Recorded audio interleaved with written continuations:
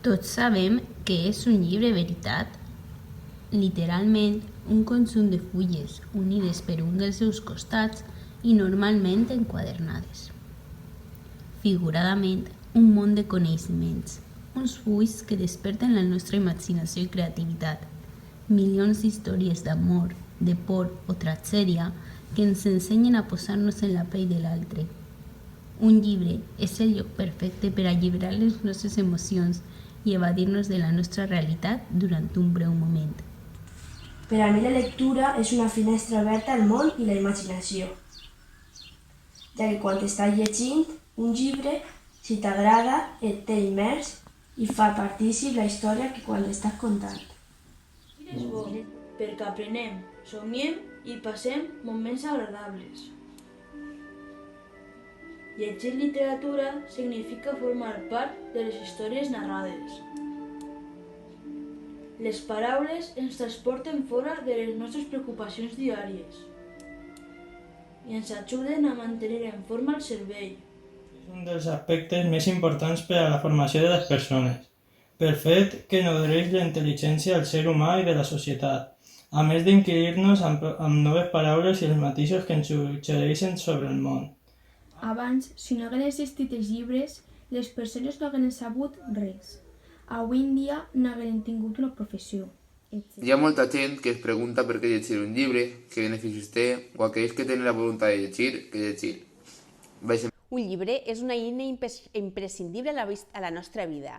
Aquests ens permeten conèixer, viatjar, viure, plorar, riure. Són els autèntics ciments d'una societat lliure i oberta al món. Per a mi, els llibres sempre han sigut importants, ja que des de xicotet m'han fet compartir molts moments amb ma mare. Els llibres són i han sigut en el nostre món una peça molt important, ja que és un estímul de la creativitat, imaginació, intel·ligència, inclús de capacitat verbal. Llegir és una de les accions més importants que existeixen. Gràcies als llibres ens podem comunicar, podem entendre el món, podem rememorar grans personatges o fets històrics o podem entendre millor el que sentim. És per totes aquestes raons i més que el dia 23 d'abril es celebra el Dia del Llibre a nivell mundial. Entendre millor les coses, ampliar el nostre vocabulari, entendre la història del nostre món, a sentir plaer, a entendre les nostres emocions. El fet de llegir ens ajuda a aprendre moltes coses. Per això, a part de llegir els llibres que ens demana el nostre professorat, també és important que pel nostre compte ens animem a llegir altres coses que ens agraden. Pense que no es necessita un dia específic per a llegir. Tots els dies de l'any són vàlids per a llegir qualsevol tipus de llibre. Jo considero important el llibre perquè és una manera d'adquirir cultura i també de conèixer l'evolució de la literatura que ens envolta. Els drets del lector que més m'agraden són el dret a rellegir, el dret a llegir qualsevol cosa, el dret a llegir en qualsevol lloc i el dret a callar. Llegir és tan important com respirar, perquè amb una bona lectura serem més educats i més cultes. Llegir és una de les coses més importants que n'hi ha en la teva vida. Encara que no t'agrada, llegir és de lo més important que n'hi ha.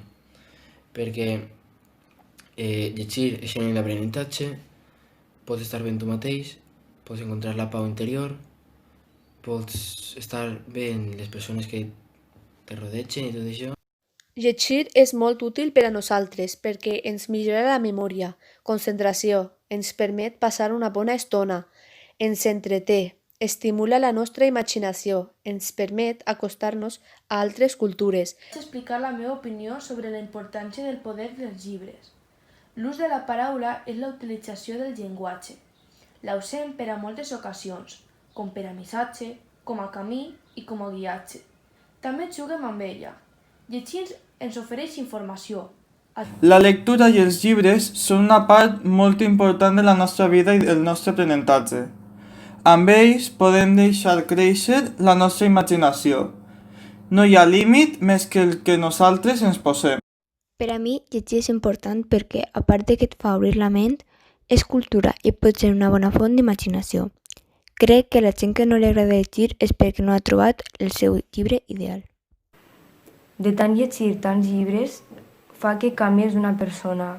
El que vull dir és que no hauríem d'apartar els llibres de la nostra vida. Són el nostre tresor, perquè gràcies als llibres anem formant la nostra vida cada dia. I pense que els ministres d'Educació tindrien que ficar classes per a llegir.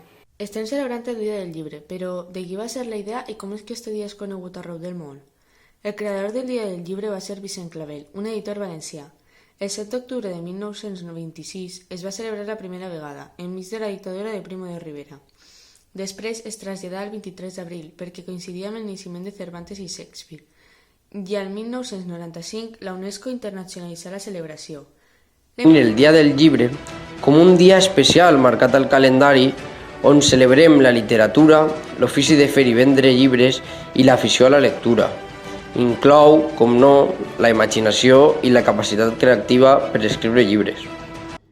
El Dia del Llibre és un dia molt important per a les lectores i els lectors i, clar, també per als autors i autores.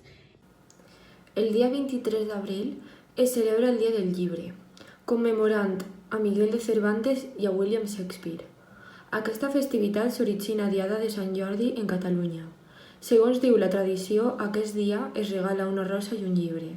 La UNESCO va fer que aquesta festivitat fos més internacional a partir de l'any 1995. Daniel Penach té uns drets que he llegit molt interessants. Els que més m'agraden són dret a llegir en el que els agrada, dret a no llegir, dret a llegir en qualsevol part. Els 4 drets que més m'han agradat. El dret a llegir, el dret a llegir en qualsevol lloc, el dret a fullejar i el dret a llegir en veu alta.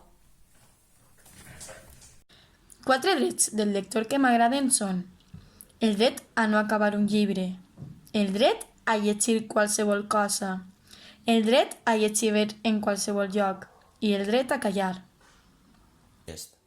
El dret a rellegir, el dret a llegir qualsevol cosa, el dret a llegir en veu alta i el dret a callar. El dret a rellegir. Rellegir allò que una primera vegada havia rebutjat. Rellegir sense saltar cap passatge. Rellegir amb un altre punt de vista. Rellegir per verificar si ens atorguem tots aquests drets, però rellegim sobretot gratuïtament pel pur plaer de la repetició.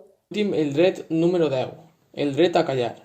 Les nostres raons per a llegir són tan estranyes com les nostres raons per viure, i ningú no té l'autoritat per demanar-nos comptes sobre aquesta intimitat. Les coses. També augmenta la imaginació i fa que tinguem més creativitat. Ajuda en els estudis, ja que quan més llegeixes una cosa, més la vas a entendre. Els drets que més m'agraden són 1. El dret a anar a acabar un llibre. Pot deixar de llegir un llibre per moltes causes. Els 4 drets que he llegit de Daniel Penach són el dret a llegir en qualsevol lloc, perquè jo crec que es pot llegir on siga, el dret de llegir en qualsevol cosa, el dret de no acabar un llibre, perquè si no t'agrada no tens per què acabar-lo, i el dret a rellegir, si t'agrada uno molt, volver a llegir-lo. Els llibres ens permeten aprendre sobre la teua cultura i els nous coneixements. A més, aquests es donen l'oportunitat de tindre un llenguatge molt més ample i correcte, tant escrit com oral. Però el realment bo dels llibres no es troba al vocabulari, els coneixements o la cultura. Els llibres es permeten descobrir històries meravelloses. Et donen el poder de desconnectar d'una manera molt més sana i profunda que tots els aparells electrònics. Els llibres et donen l'oportunitat de viure i enfonsar-te en històries reals, conèixer part de les vides que tant han influenciat en aquest món, perquè els llibres et donen l'oportunitat de disfrutar de cada un d'ells.